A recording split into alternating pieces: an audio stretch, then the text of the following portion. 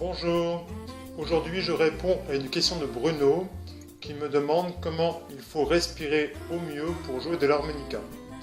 Alors ça Bruno, c'est une question très pertinente, je ne vais pas dire le contraire car j'ai moi-même réalisé un cours à ce sujet.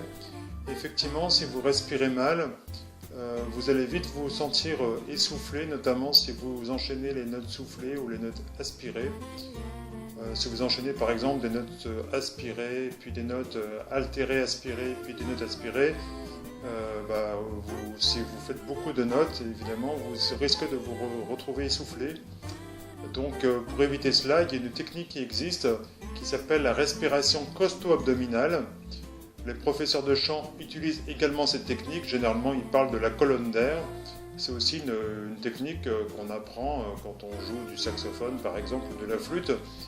L'harmonica est le seul instrument au monde dans lequel on respire, mais néanmoins, il faut quand même adopter une certaine technique de respiration pour éviter de prendre trop d'air ou de manquer d'air. Donc j'utilise, comme les professeurs de chant l'enseignent, comme on l'enseigne quand on joue du saxophone ou de la flûte par exemple, c'est-à-dire ce qu'on appelle des aérophones. Et en fait, c'est cette technique qui s'appelle la respiration costo-abdominale. Donc j'ai déjà réalisé un cours à ce sujet, vous allez le trouver sur mon site harmoniatojazz.com. C'est un cours entièrement gratuit, c'est cadeau. Donc vous trouverez le lien sous cette vidéo. Je vous dis à demain pour une nouvelle question. Vous le savez, chaque jour je prends 5 minutes pour vous répondre.